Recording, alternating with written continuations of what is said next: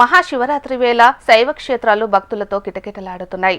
పుణ్య స్నానం ఆచరించి పరమశివుని దర్శనం కోసం భక్తులు బారులు తీరారు. పరమేశ్వరుడికి ఎండ తగిలేలా విశాఖలో ఎండల మల్లికార్జున స్వామి ఆలయంలో ప్రత్యేక పూజలు చేస్తున్నారు. దీనిపై మరింత సమాచారం మా విశాఖ ప్రతినిధి అనురాధ అందిస్తారు. శంభో శంకర అని ఒక్క మాట అంటే చాలు ఆ పరమశివుడు పరవశించిపోతాడు. ముఖ్యంగా చెంబుడు నీళ్లు నెత్తిన పోస్తే శాంబశివ అంటూ ఆ ముక్కంటి మురిసిపోతూ ఉంటాడు. అందుకనే ప్రతి శివరాత్రికి కూడా భక్తులు ఎంతో భక్తి శ్రద్ధలతో ఇలా వచ్చి శివలింగాలకి ప్రత్యేకంగా అభిషేకాలన్నీ కూడా చేస్తారు.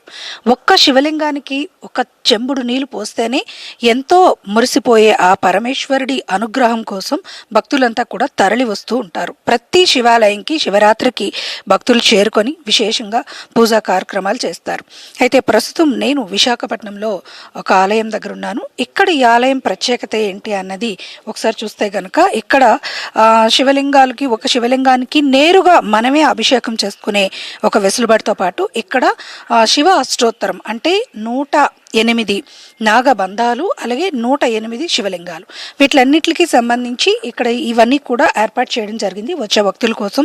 ఇక్కడ మనం చూడొచ్చు ఈ నాగబంధాలన్నిటిని కూడా మనందరమే కూడా స్వయంగా తాకుతూ ఆ నీటిని పోస్తూ మనం ఇక్కడ ప్రత్యేకంగా పూజలన్నీ కూడా చేసుకునేందుకు వీలుగా ఇక్కడ ఈ ఆలయంలో ఈ నాగబంధాలన్నిటిని కూడా ప్రతిష్ఠింపజేశారు. అంటే 108 ఒక్కసారి శివయ్య అని పిలిస్తే చాలు పరవశించిపోయే పరమేశ్వరుడికి మరి 108 నామాలతో అష్టోత్తరాలని మనం పలికి అష్టోత్తరాలని ఇక్కడ మనం చేస్తే గనక ఆ పూజలు చేసి అన్ని అభిషేకాలు చేస్తే ఇంకా పరమేశ్వరుడి అనుగ్రహం ఎలా ఉంటుంది అన్నది మనం స్వయంగా ఇక్కడ చూడొచ్చు.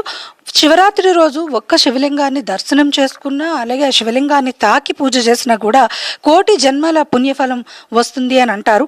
ఇక్కడ 108 అష్టోత్తరం అంటే శివ అష్టోత్తరాన్ని తలుచుకుంటూ కూడా వీళ్ళంతా కూడా ఒక్కొక్క శివలింగం మీద కూడా అభిషేకం చేసుకుంటూ కూడా ప్రదక్షిణ చేసేందుకు వీలుగా ఇక్కడ ఈ శివలింగాల్ని ప్రతిష్ఠింపజేయడం జరిగింది.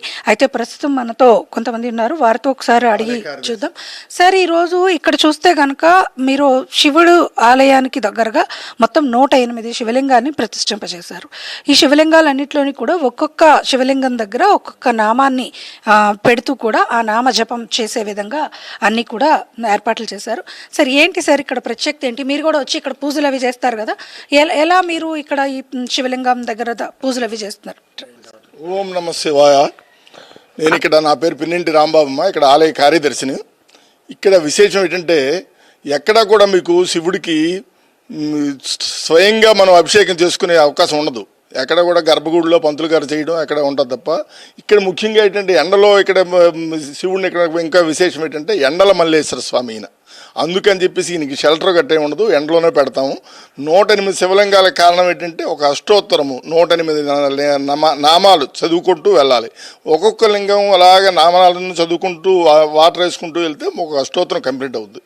తర్వాత ఏంటంటే ఒక 108 శివలింగాలు ఉండడంతోనే అందరూ కూడా స్వయంగా ఒక్కొక్క లింగం దగ్గర ఒక్కొక్క భక్తుడు ఉండి స్వయంగా పంతులు గారు ఉంటారు, ఆయన ఏమో చదువుతుంటారు, మంత్రాలు చదువుతుంటారు.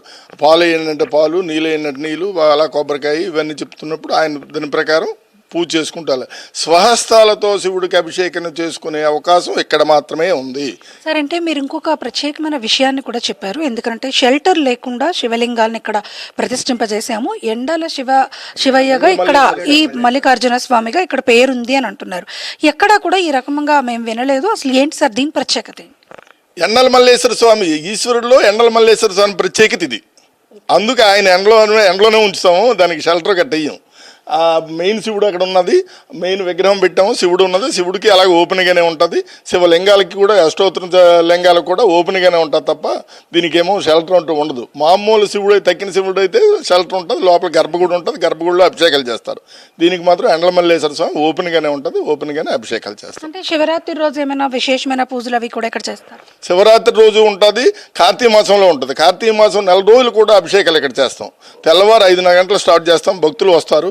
భక్తులు వచ్చి అలాగా ఎవరు విగ్రహం ధరాలు నిలబడుతుంటారు. పంతులు గారు అర్చకులేమో మంత్రాలు చదువుతుంటారు. ప్రతి విగ్రహం ధర అభిషేకం జరుగుతుంది. అలాగే మహాశివరాత్రి రోజు కూడా తెల్లవారుజామున 5 గంటల నుంచి స్టార్ట్ చేస్తాము. రాత్రి 9 గంటలకి 10 గంటలకి లింగోద్భవ కాలం ఉందని ఒక రుద్రాభిషేకం చేస్తుంది. అది రాత్రి 1 గంట వరకు కూడా జరుగుతుంది. ఆ విధంగా కూడా శివుడికి ఎప్పుడు కూడా నిత్య వైభవం జరుగుతుంటుంది. ఇక్కడ మనం చూడొచ్చు ప్రత్యేకంగా చాలా విశేషంగా వీళ్ళు చెప్తూ ఉన్నారు. ఎందుకనంటే ఎండల మల్లికార్జున స్వామిగా ఈ స్వామికి ప్రత్యేకమైన పూజలు అవి కూడా ఉన్నాయంట. ఇక్కడ మనం చూస్తే కనుక ఓం నమ శివాయ అన్న ఓం మహేశ్వరాయ అన్న నమః అన్న మంత్రంతో ఇక్కడ స్టార్ట్ చేశారు. మొత్తం ఈ ప్రతి శివలింగం దగ్గర కూడా ఇలా భక్తులందరూ కూడా వచ్చి స్వయంగా శివలింగానికి అభిషేకాలు పూజలు ఇవన్నీ కూడా చేస్తూ ఉంటారు. అయితే ఇక్కడ మరో విశేషం ఏంటంటే ప్రతి శివలింగం దగ్గర కూడా ఒక నామాన్ని మనం జపించుకునే విధంగా ప్రతి శివలింగానికి కూడా ఒక నామ జపాన్ని కూడా వీళ్ళు ఇక్కడ అంటే అష్టోత్తరాన్ని కూడా పెట్టడం జరిగింది.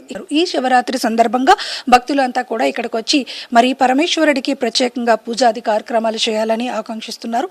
ఈ శివాలయంలో ప్రత్యేకంగా శివరాత్రికి విశేషమైన పూజా కార్యక్రమాలు నిర్వహిస్తామని తెలియజేస్తున్నారు. వీడియో జర్నలిస్ట్ ధనుష్తో అనురాధ, HM టీవీ, విశాఖపట్నం.